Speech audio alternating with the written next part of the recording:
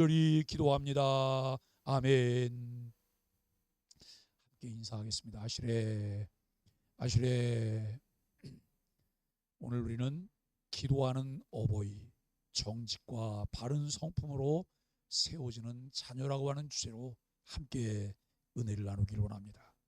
사랑하는 자녀들과 다음 세대를 어떻게 세워가는가 하는 것이 우리에게 가장 중요한 과제다라고 말할 수 있을 것입니다. 세상에서 가장 어려운 일이 뭐냐 이렇게 물어보면 그냥 멈추지 않고 잠깐도 생각 안 하고 여러분 말할 수 있는 것이 자녀 양육입니다. 자녀를 기르는 일입니다 라고 말할 수 있을 것입니다. 사사기 2장에 보면 여호수아가 사는 날 동안과 여호수아 뒤에 생존한 장로들, 곧 여호와께서 이스라엘을 위하여 행하신 모든 큰 일을 본 자들이 사는 날 동안에 여호와를 섬겼더라 라고 말을 해요. 여기에서 여호수아가 사는 날 동안과 그 다음에 여호수아 뒤에 생존한 장로들, 곧 여호와께서 이스라엘을 위하여 행하신 모든 큰 일을 본 자들이 사는 날 동안이라고 말해요. 그동안 여호와를 섬겼더라 라고 하는 말을 하고 있거든요. 왜 이 말을 했을까요? 무엇을 강조하려고 이렇게 여러분 사사기 2장이 말씀을 시작하고 있을까요? 여호수아는 110세에 죽었어요. 110세에 죽었는데, 그리고 그 세대 사람들도 다 그 조상들에게로 돌아갔습니다. 2장 12절에서 그 후에 일어난 다른 세대는 여호와를 알지 못하며 그래요. 그 후에 일어난 다른 세대는 여호와를 알지 못하여, 그 후에 일어난 다음 세대라고 말하지 않고 다른 세대라고 말해요. 전혀 신앙적인 영향을 받지 못했던, 이스라엘의 정체성을 이제 그들이 갖지 못한 다른 세대로 여러분 살아가는 모습을 보게 됩니다. 그래서 여호와께서 이스라엘을 위하여 행하신 일을 알지 못하였다라고 말씀하고 있습니다. 우리가 여러분 이렇게 말할 수 있을까요? 내가 이 세상에 태어나서 가장 잘한 일이 있다면 내 자녀들에게 성경대로 신앙생활 하도록 바른 신앙을 전수해 준 거예요 라고 말할 수 있을까요? 왜 제가 성경대로라고 하는 말을 할까요? 예수 믿는다고 말하는 사람은 많아요. 교회를 다니는 사람도 많아요. 그런데 성경대로 신앙생활하는 사람들은 그다지 많지 않아요. 우리 마음 가운데 이런 마음이 있을까요? 내가 하나님 말씀을 좀 더 알고 싶고 그 말씀대로 살아가고 싶고 늘 은혜 속에 살고 싶고 성령님께 붙들려서 성령님과 동행하며 살고 싶어. 그런 마음이 진심으로 있으실까요? 이게 우리가 아멘 해야 되는 거잖아요. 그죠? 아멘 아멘 여러분 해야 되는 일이에요. 왜냐하면 그게 우리의 마음의 소원 아니에요? 우리에게 한 가지 소원이 있다면 주님 닮고 싶은 것 아닐까요? 그런데 그런 사람들이 그다지 많지 않다는 거예요. 여기에 큰 문제가 있어요. 내가 여러분 그런 마음이 많지 않은데 내 자녀들에게 그것을 내가 여러분 떠먹일까요?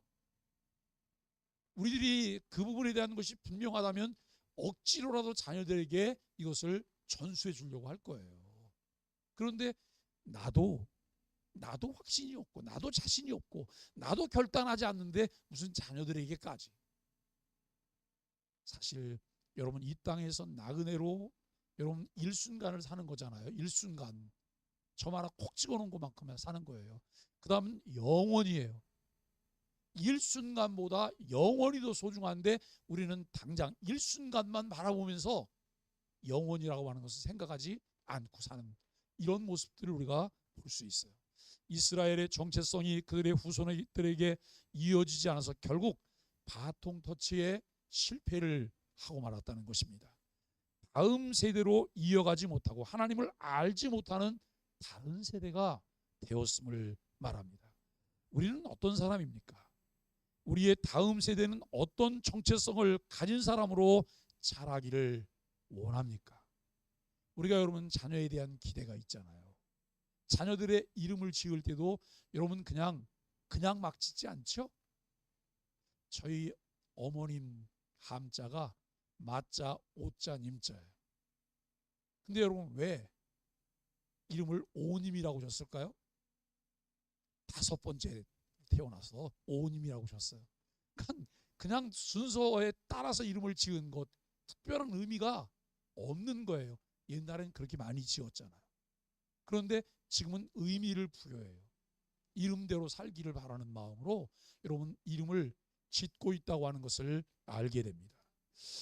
오늘 우리가 이번 주간 한 주간 우리는 자녀들을 위해서 기도하며 뿌리부터 세워가고 있습니다.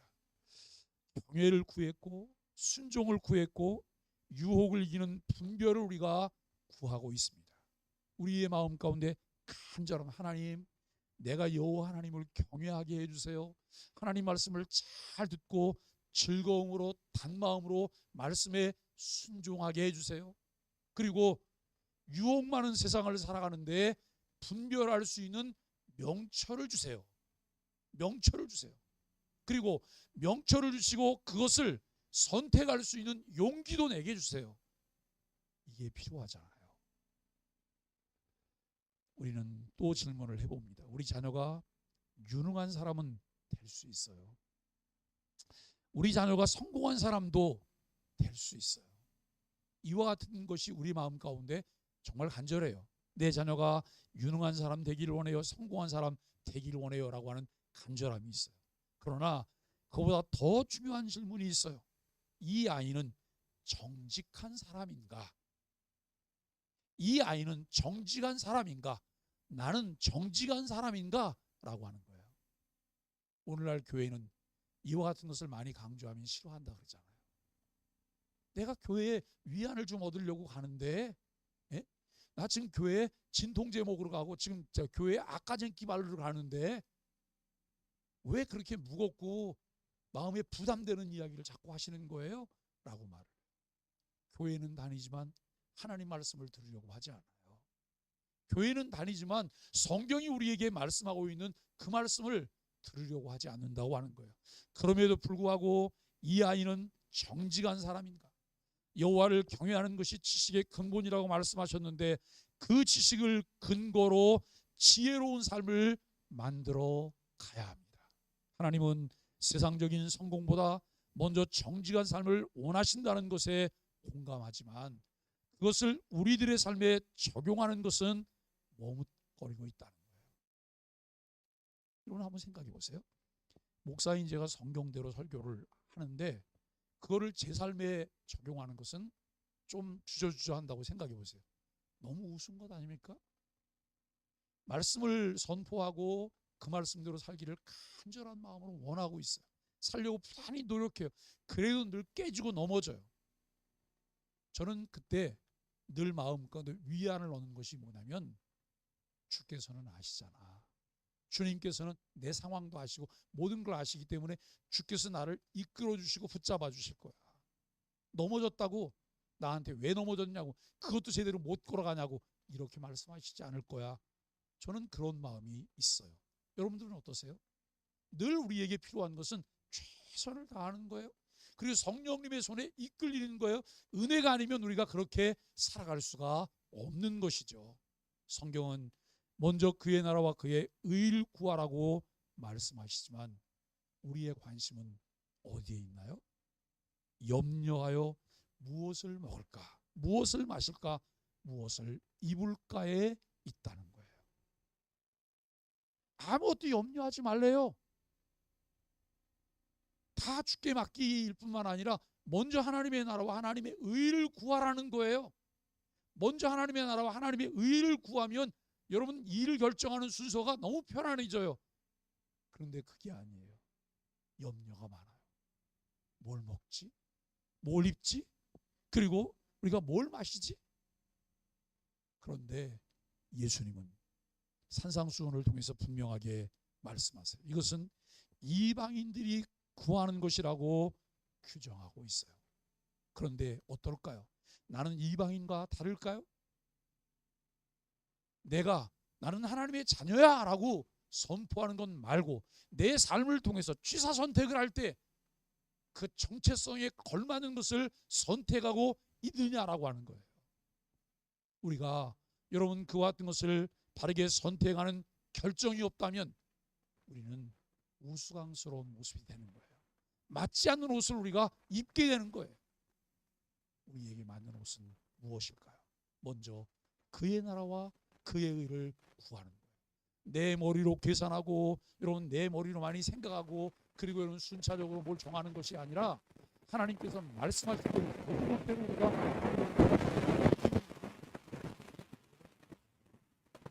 네?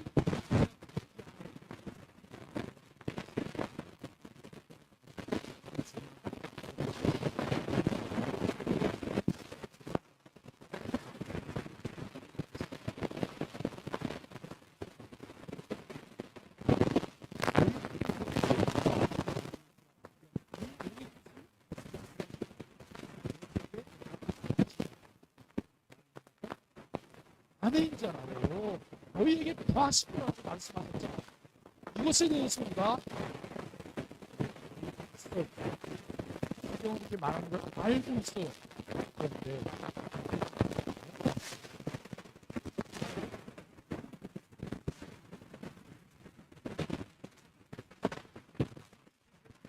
차라리 그보다 차라리 위해서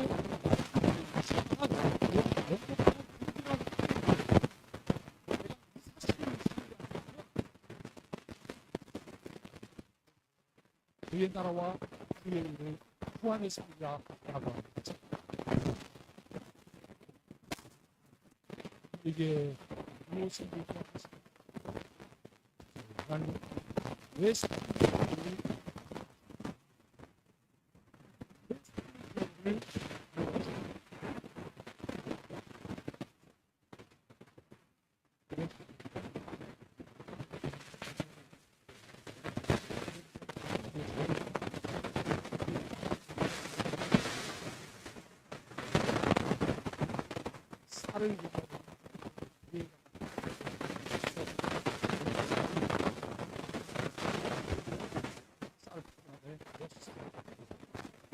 그러면 고박한만 주는 그런데 제가 목격한 놀라운 사실이 있어요. 제가 쌀집 옆에서 살았는데 그 쌀집 주인이 앉기만 하면 꽃바를 가지고 대박을 훔쳐가고 가는 거예요. 이게 대박을 계속 하고 앉아있는 거예요. 대박이 많이 계속 갈려지면 쌀알이 좀 덜 담길 것 아니겠어요? 이게 왜 이렇게 하는 거예요? 혼자는 막 다른 사람에게 손해를 끼치고 내가 조금 더 가시려고. 근데 여러분 신앙생활을 잘하게 됐다, 내가 하나님하고 친해졌다, 그리고 주의 말씀대로 살고 은혜를 받았다 표시가 뭐예요? 삶이 정직해지는 거예요. 정직한 선택을 하는 거예요. 나는 이 일을 보고 저 사람 손해보게 하는 것, 이것 그리스도인의 자세가 아니란 말이죠. 내가 손해를 보더라도 저 사람을 더 유익하게 하는 거예요. 제가 왜 돈을 벌어야 되나? 남 주기 위해서. 왜 돈을 벌? 남 주기 위해서. 왜 공부를 열심히 해요? 남 주기 위해서. 왜 성실하게 우리가 살아야 돼요? 남 주기 위해서. 왜 생각하세요?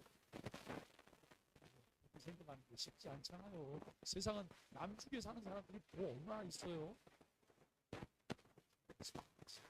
하나님의 입은 자, 주님을 신뢰하는 자, 그 사람들만이 그와 같은 것들을 하게 된다라고 하는 거예요. 오늘 우리가 하나님 말씀 가운데서 이 부분들을 잘 생각하고 그 분명하게 우리가 해야 될 부분들을 우리가 깨닫게 됩니다. 여러분 고대 사회에서 저울은 생계의 기준이었어요. 눈에 보이지 않게 저울을 조작하면 그냥 이익을 얻게. 그러나 하나님은 말씀하십니다. 그것을 뭐 한다고요? 참 이례적인 표현이에요. 우리가 구약 성경을 보다 보면 어느 때는 삼치할 정도로 하나님께서 이례적인 표현을 죽이리라, 죽으리라 이런 표현들을 하시거든요. 뭐에 대해서요? 죄에 대해서, 악에 대해서. 근데 여러분 하나님께서 나를 사랑하기를 원하세요. 내가 하나님 사랑받기를 원해요. 그런데 나는 매일매일 내 삶을 통해서 무엇만 행해요? 악만 행하고 죄를 짓는 거예요. 그러면 하나님이 그걸 사랑할 수 있을까요? 우리는 우리 기준으로 사랑하지 않을 거야. 그래도 하나님은 안고 말씀하시잖아요. 안고. 신명기 25장 13절로 16절은 말합니다. 너는 주머니에 두 종류의 저울추를 넣지 말 것이며 이런 일을 행하는 자는 다 네 하나님 여호와께 가증하니라 라고 말을 해요. 우리가 이제 어디 물건을 사러 갔어요. 물건을 사러 갔는데 꼭 사러 가면 밑에서 무슨 물건을 꺼내줘. 왜 밑에서 물건을 꺼내주냐면 내가 이 사람하고 잘 알고 있기 때문에. 주인이 잘 아는 사람이 오니까 밑에서 물건을 꺼내주는 거예요. 무슨 물건이에요? 좀 나은 것. 제가 연안부두에 갈치를 사러 가잖아요. 제가 다니던 가게가 있어요. 연수상해라고. 요즘 가서 보니까 없어졌더라고요. 거길 가면 꼭 갈치를 주면 밑에서 꺼내서 줘요. 목사님, 이거 좋은 갈치예요. 다른 건 다 은갈치라는, 이건 목갈치래요. 그런데 왜 이거를 밑에다 둬요? 그냥 위에다 다 똑같이 팔아야 되는 것 아니겠어요? 먼저 온 사람들이 좋은 거 사가는 거고 나중 온 사람들은 덜 좋은 거 그냥 사가게 해야 되잖아요. 그런데 단골 손님은 이 밑에서 주고 안 단골 손님은 여기 위에 있는 걸 그냥 주는 거예요. 여러분 잘 생각해 보세요. 우리에게 유사한 이런 일들이 있지 않은가라고 하는 거예요. 내 아이를 대하는 것과 남의 아이를 대할 때, 물론 내 아이니까 훨씬 사랑이 많이 담긴 건 맞아요. 그런데 보편적인 것들을 나눠주면서도 내 아이에겐 슬쩍 하나 더 주고, 이런 마음이 우리에게 없냐는 거예요. 하나님은 그리스도인들에게 공평한 마음들을 원하세요. 그리스도인들이 관리가 됐을 때 그들을 통해서 세상이 공평한 세상이 되기를 원하신다는 거예요. 하나님은 왜 이렇게 강하게 말씀하실까요? 정직은 단순한 도덕 문제가 아니라 하나님의 무엇과 연결된 문제라고요? 성품과 연결된 문제예요. 우리가 얼마만큼 그분의 성품을 닮았냐. 그러니까 예수를 잘 믿게 되었다고 말하는 것은 무엇과 관계가 있어요? 성품의 변화예요. 그 사람의 성품의 변화. 아유, 저 사람은 왜 이렇게 매일 악한 짓만, 그냥 말도 거칠고 생각하는 것도 아마 이 시궁창 같을 거야. 그리고 행동도 늘 거칠어. 이게 달라지는 거예요. 예수 믿으면 새 사람이 되나요? 예수 믿으면 새 사람이 되죠? 변화요. 새 사람이 되는 거예요. 누구든지 그리스도 안에 있으면 새로운 피조물이래요. 이전 것은 지나가기 때문에 보라 새 것이 되었다고 말씀하고 있어요. 우리가 죄인이 의인 될 뿐만 아니라 점진적 성화를 통해서 예수 그리스도의 성품을 닮아가는 하나님의 사람들이 되는 것이죠. 정직은 정체성과 관련이 있는 성품입니다. 민수기 23장 19절 말씀을 보니까 하나님은 사람이 아니시니, 하나님은 사람이 아니시기 때문에 뭘 하지 않으신다고요? 거짓말을 하지 않는다고요. 우리가 여러분 역으로 이렇게, 그래 맞아, 그래서 나는 거짓말을 하는 거야. 왜요? 나는 사람이기 때문에. 예?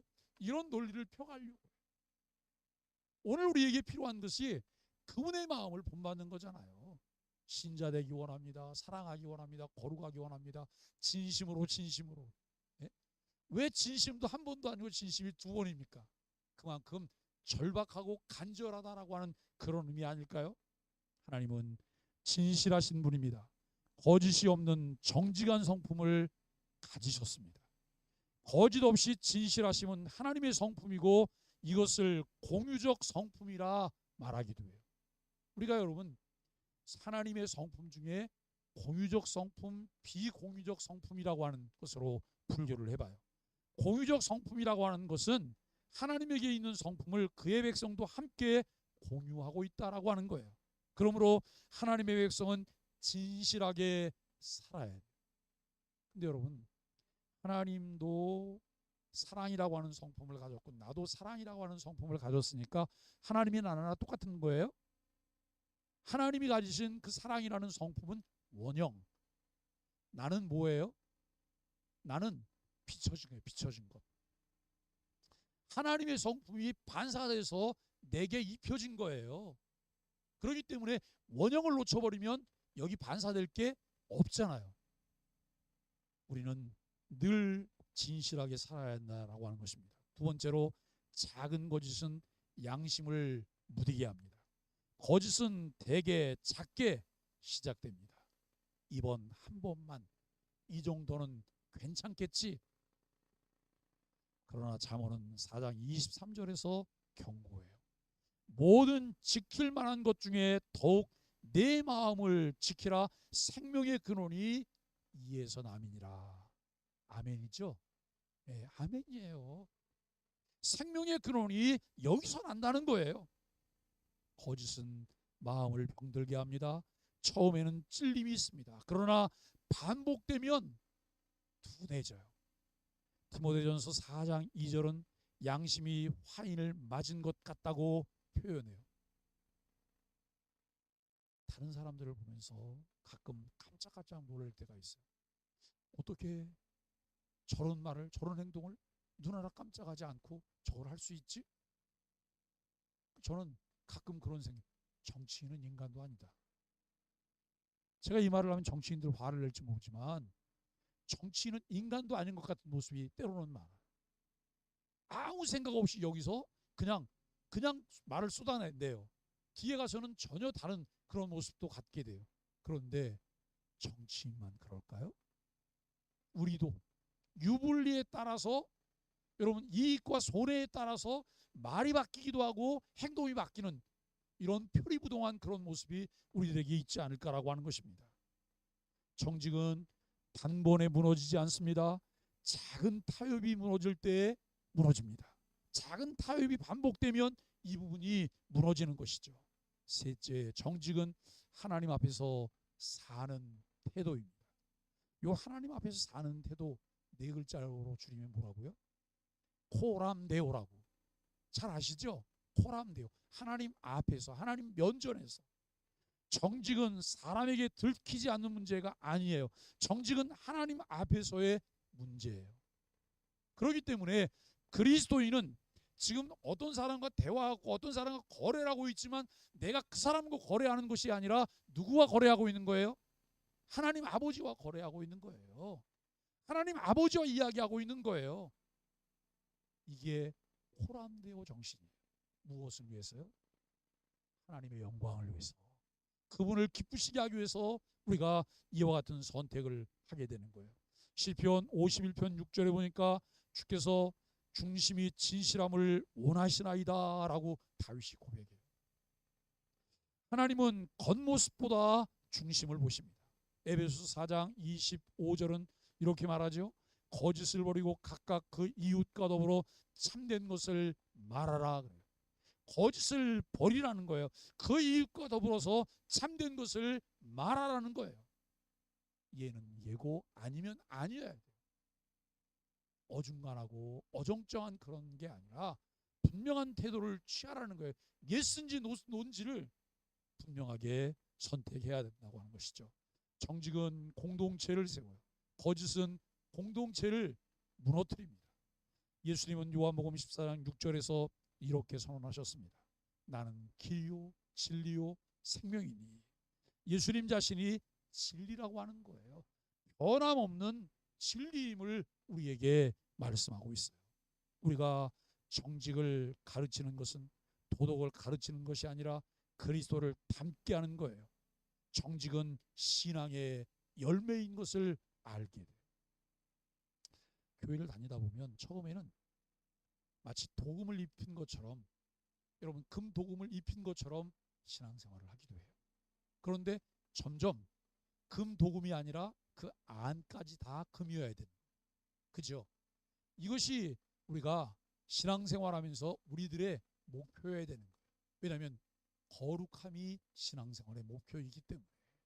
그래서 여러분 사과 같은 신앙생활을 하시면 안 되고 토마토 같은 신앙생활을 하셔야 돼요.